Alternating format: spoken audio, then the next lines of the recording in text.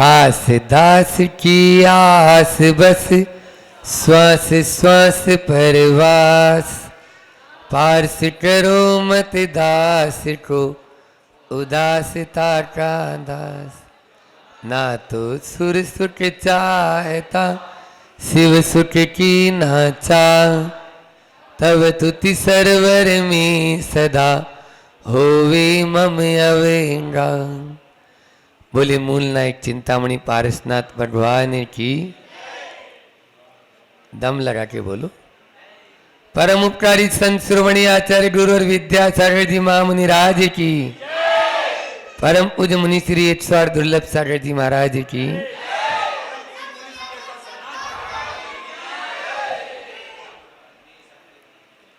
आपके यहाँ के संचालक कर्ता बहुत माहिर हैं, अपनी बात को पूरी बोल भी देते हैं और आप लोगों के भावों को रख भी लेते हैं, लेकिन ऐसा कुछ भी नहीं। आप लोग बहुत ही उत्साह और उमंग के साथ में कदम से कदम मिलाकर चलते चलेंगे तो ये पंच कल्याणक जिस प्रकार से नाम रखा है आदर्श पंच कल्याणक, उसी प्रकार का ये काम आपके सामने होगा। निश्चित रूप से हम सब पाषाण से परमात्मा बनाने की इस प्रक्रिया में बड़भागी बनेंगे। बात चल रही है वर्णमाला के ऊपर। जब हम चलते हैं तो बहुत ही देखभाल कर चलते हैं, लेकिन फिर भी कदाचित ठोकर लगी जाती है और गिर जाते हैं। तो ठोकर लग जाती है तो हम गिर जाते हैं।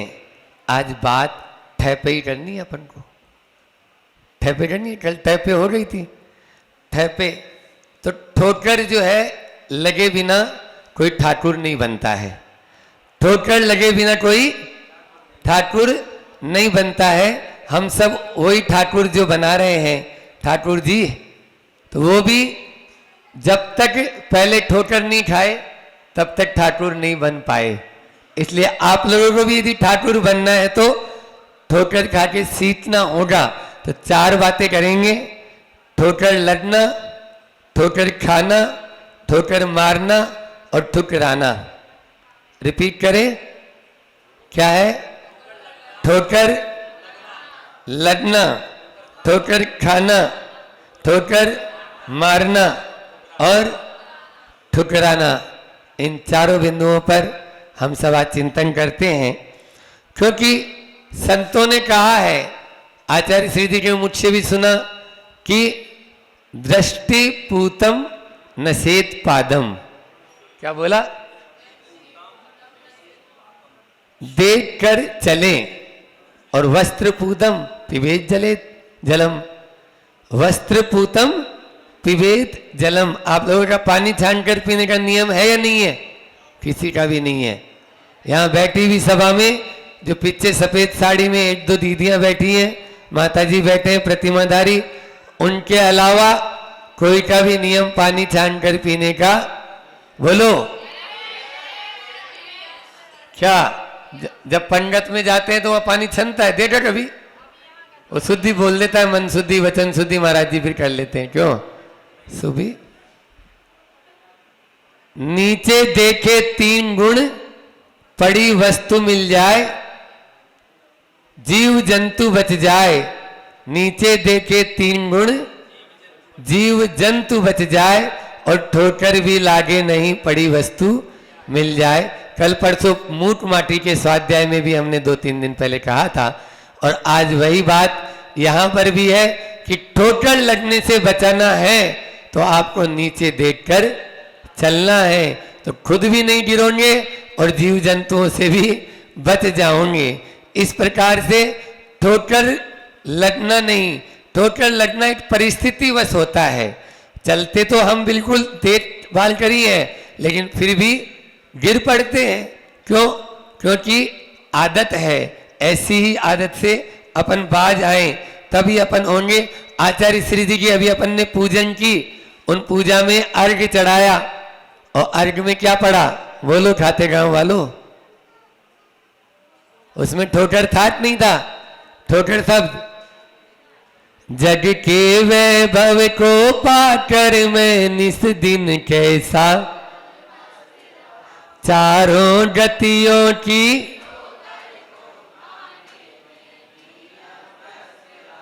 चारों गतियों की ठोकर को खाने में ही हम अभ्यस्त बने हुए हैं। यहां वर्तमान में भी हम देखो, ठोकर लगना, ठोकर खाना और ठुकराया जाना और ठोकर मारना, ये चार शब्द न, इन पर तो ठोकर लगने के बाद में भी अगर हम समझ जाएं, क्योंकि ठोकर जो लगती है वही व्यक्ति ऊपर उठता है, लेकिन उस ठोकर लगने से कुछ समझ जाए, ठोकर खाने से कुछ उसमें कुछ गुण आ जाए। आज तक जितने इंसान ऊपर उठे हैं सबका अतीत काला ही होता है। समझ में आ रहा है? हाँ, चाहे वो तीर्थंकर भी क्यों नहीं है, चाहे वो सिद्ध परमेष्ठ भी, आज अपन उनकी पूजन कर रहे हैं, लेकिन उनका भी अतीत देखेंगे तो सब काला है, तो सब काला थे। समझ में आ रहा है? तो काला अतीत है, वो सफेद बाद में बने हैं, उन्होंने उसको जला दिया और जलाकर राख खाक कर दिया, तब जाकर उनका आज वर्तमान सफेद नजर आ रहा है। मैं तो बार बार कहता हूं कि बादाम खाने से अकल नहीं आती। क्या बोला? बादाम खाने से अकल नहीं आएगी, ठोकर खाने से अकल आ जाती है। मां बोलती है बेटा मत जा उस दीपक के पास में, गुरु बोल रहे हैं बेटा ऐसा काम मत कर, लेकिन फिर भी नहीं, जाऊंगा जाऊंगा तो जा। एक बार गैस चूल्हे के पास में या दीपक के पास हाथ लगते ही अब वो जिंदगी में दोबारा उधर नजर भी नहीं उठा के देता उससे। कीप डिस्टेंस, हर गाड़ी के पीछे लिखा हुआ रहता है, दूरी बनाकर रखे ताकि एक्सीडेंट न हो। तो ठोकर जो है खा ली है, फिर भी हम संभल नहीं पा रहे हैं। ध्यान रखो, ठोकर खाने से, संत कहते हैं ठोकर खाने से जो संभलेगा वही सफल होगा।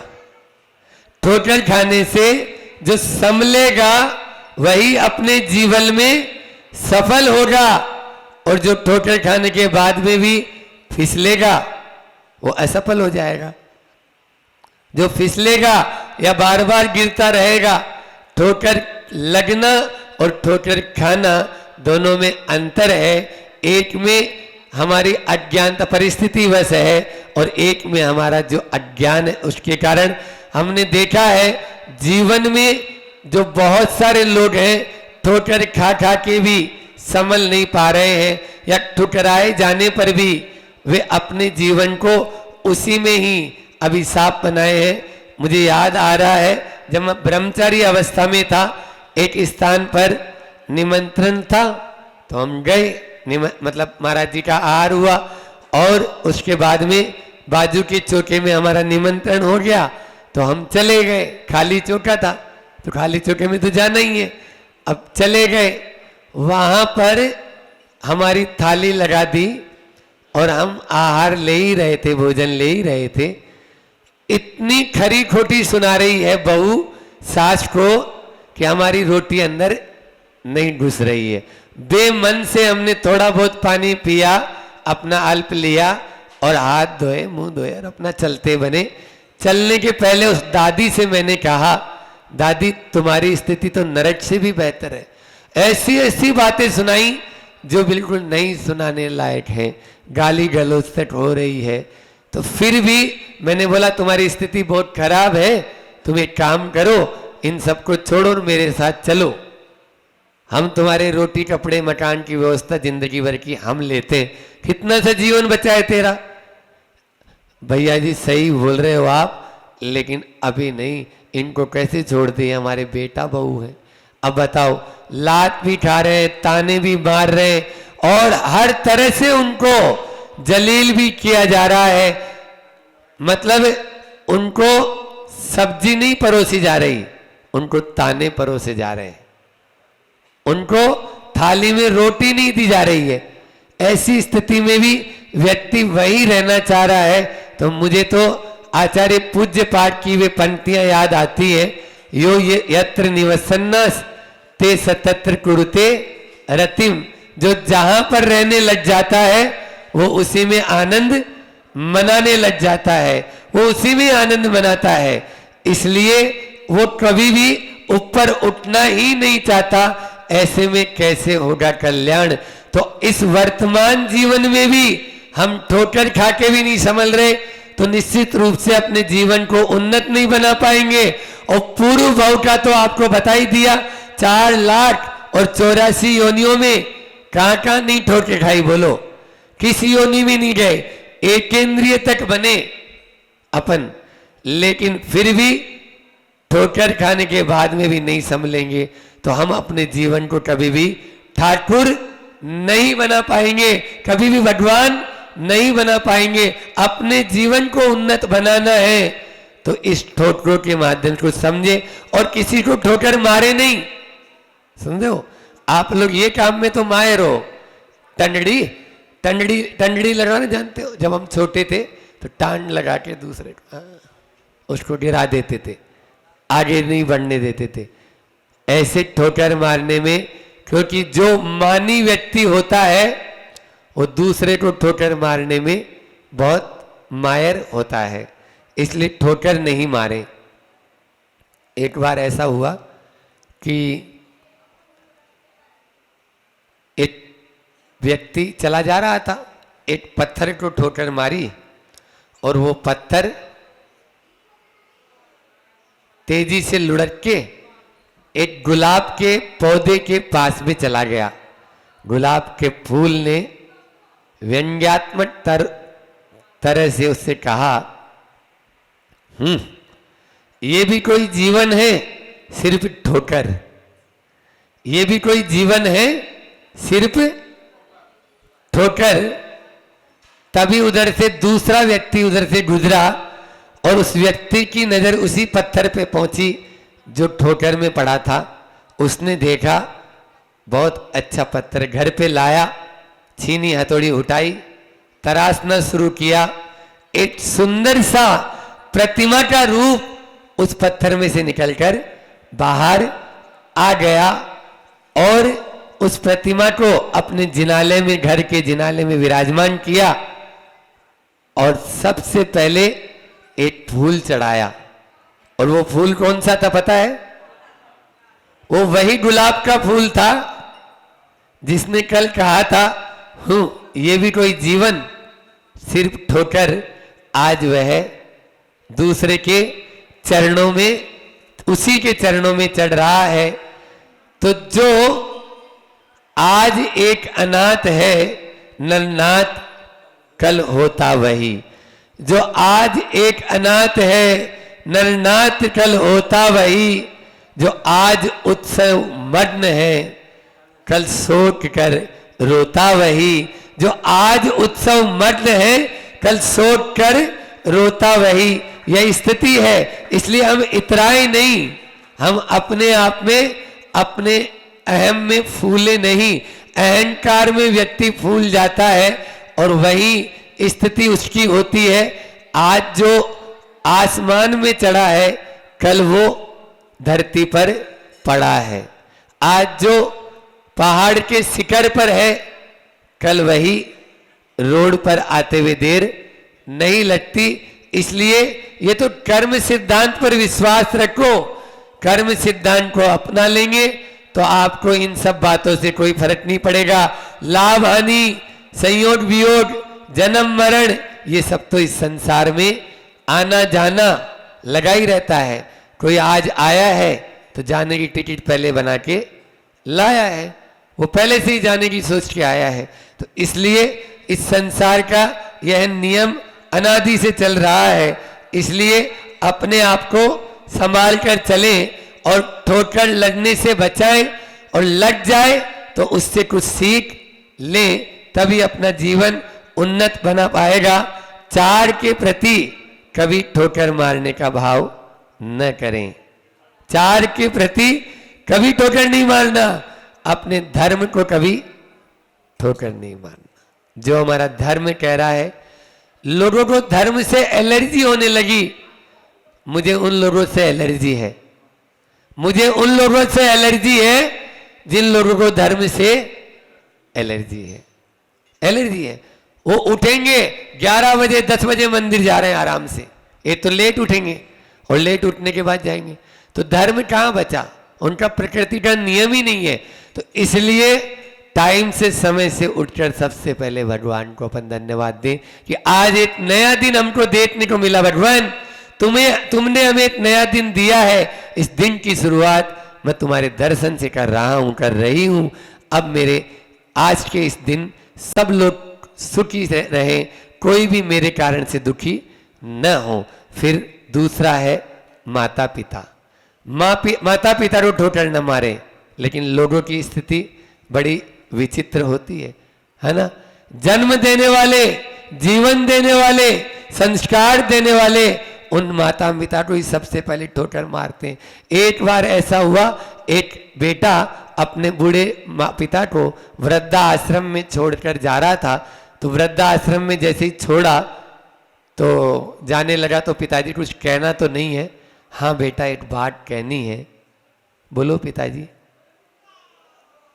आज से 30 वर्ष पहले यदि मैं तुझे अनाथ आश्रम में छोड़ आता तो आज ये दिन मुझे नहीं देखना पड़ता। आज से 30 वर्ष पहले जब तेरा जन्म हुआ था, उस समय मैं तुझे अनाथ आश्रम में छोड़ आता, तो आज मुझे ये वाला दिन नहीं देखना पड़ता। उसकी आंखें फटी सी फटी रह गई। ये होता है, इसलिए अपने जीवन में उन लोगों को जिनका सबसे बड़ा उपकार है उनको कभी ठोकर मारना नहीं, उनको तो सिर पर बैठा कर रखना। हो सकता है आपके विचार और उनके विचार नहीं मिले, क्योंकि एक उम्र का तकाजा होता है, उनकी उम्र और आपकी उम्र। आज आप हाई प्रोफाइल बनना चाहते हैं और वो आज भी आपको बेटा बोलते हैं, बेटा इतनी ऊंची उड़ान मत भर कि तू गिर जाए तो तेरे हाथ पांव ही नहीं बचे। इसलिए जमीन से जुड़कर चल, जमीन से जुड़कर चल। लेकिन आपको ये बातें अभी बुरी लगती है और बाद में समझ में आता है जब light has gone. Jawaharlal Nehru बोल रहा है लाइट हैज गॉन, क्योंकि महात्मा गांधी जा चुके हैं। ये पुस्तक लिखी जवाहरलाल नेहरू ने। ये तब होता है जब माँ पिता का साया अपने ऊपर से उठ चला होता है। निश्चित रूप से एक ऐसा ही एक और उदाहरण है कि माँ को वृद्धा आश्रम में छोड़ दिया बेटे ने, और प्रति महीने 3000 रुपए भेजता था। प्रति महीने 3000 रुपए 1 तारीख को पहुंच जाते थे मां के हाथ में। 3 साल हो गई। एक दिन मां ने फोन लगाया, बेटा एक बार आजा, दर्शन तुम्हारे हो जाएंगे, मुलाकात हो जाएगी। आज नहीं आ सकता? नहीं, तुम्हें आज ही आना है। आया बेटा तुरंत मां की बात को मानकर, और संस्कार तो दिए ही थे मां ने ऐसे। तो उसके हाथ में नोटों की गड्डी थमा दी, 1,08,000 रुपए। कितने? 3 साल में 1,08,000 हो गए थे।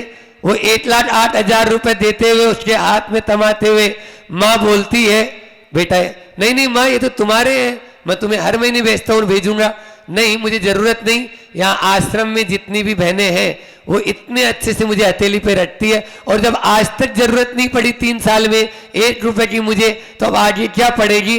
तुम्हारे काम आ जाएंगे, तुम रखो, मुझे कोई जरूरत नहीं। यहाँ पर सब बहनें और सब लोग मेरे लिए बहुत ध्यान रखते हैं, और जिंदगी मेरी अब इसमें गुजर जाएगी। तुम्हारे से कोई पैसा मुझे लेने की आवश्यकता नहीं। नहीं माँ तुम रखो, मैं और भेजूंगा, तुम्हें जो चीज की आवश्यकता हो। नहीं बेटा मुझे कोई जरूरत नहीं है। फिर जो बात कही वो उस बेटे को हिला डालती है कि बेटा मैंने तुम्हें बचपन से इतने संस्कार दिए, इतना सब कुछ किया, तुम मुझे 3,000 रुपए भेज रहे हो। आज तुमने तो अपने बेटों को इतने संस्कार और इतना वो कुछ नहीं दिया है। मैं अभी भी तुम्हारी उस बुढ़ापे की चिंता कर रही हूं कि तुम्हारा जब बुढ़ापा आएगा तो तुम्हें तुम्हारे बेटे 3,000 तो भेजेंगे नहीं, कम से कम जो तुम मुझे भेज रहे हो वो मेरा ही पैसा तुम्हारे बुढ़ापे में काम आ जाए। माँ वह चीज होती है जो उस व्यक्ति को जन्म दिया है और बुढ़ापे तक का ध्यान रखती है कि इसका बुढ़ापा भी अच्छे से कट जाए, चाहे इन्हीं पैसों से कटे, मेरे ही पेट से अपनी रोटी काट कर भी वो देती है। जो खुद गीले में सोती है और खुद बच्चे को सूखे में सुलाती है, वो होती है माँ। कभी बच्चे की आंखों में पानी नहीं आने देती है, वो होती है माँ। लेकिन फिर भी हम उसको हमेशा गीले में आनंद मानते हैं। बचपन में उसको गीले में सुलाया और बाद में आंखों में पानी लाते रहते हैं। उसकी बात बात में वो आंखों में पानी लाती रहती है, इसलिए वह गीले में ही रहती है। अंत समय तक वह गीले में ही रहती है, बचपन से लेकर। क्या यही जीवन हमने पाया? कभी भी माता पिता को ठोकर नहीं मानना। इसी प्रकार से गुरुजन ने जो बात कह दी उसको कभी ठोकर नहीं मानना। समझ में आ रहा है? गुरुजन ने जो कह दिया हमारे लिए वह लकीर है सोने की पत्थर की। समझ में आ रहा है? जो न माने सयानों की सीख और ले छप्पर, जो न माने गुरु की सीख। हाँ, हम नहीं बोल रहे हैं, ये आगम में शास्त्रों में लिखा हुआ है। गुरु जी ने जो बोल दिया हमारे लिए वही बाबा वाक्य प्रमाणम। बाबा को वाक्य मानो, उनके वाक्य हमारे लिए प्रमाण है। और अंतिम है अपने मित्र, जिसको आपने मित्र मान लिया है, सच्चा मित्र मान लिया है, उसके वचनों को, उसको, या जो सत्य साहित्य है वह भी अपना मित्र है, उसको ठोकर न माने। इस प्रकार से अपन इन चारों को ठोकर नहीं मारेंगे तो एक दिन ठाकुर जरूर बन जाएंगे। धर्म को ठोकर नहीं मानना, माता पिता को ठोकर नहीं मानना, गुरु की बात, गुरु को तो ठोकर नहीं मारते हो, लेकिन गुरु की बात को ठोकर मार देते हो, वह भी नहीं मानना है। और सच्चे मित्र, हितकारी मित्र या सत्य साहित्य को ठोकर नहीं मारना। इन्हीं बातों को लेकर हम ठाकुर बने। आने वाले दिनों में वही ठाकुर बनने की प्रक्रिया हो रही है और हम सब भी मिलकर अपने आप को भी ठोकर से बचाएंगे और ठाकुर बनेंगे। ऐसी भावना के साथ में बोले अहिंसा परमो धर्म की। आचार्य गुरु और विद्यासागर जी महामुनि राज की।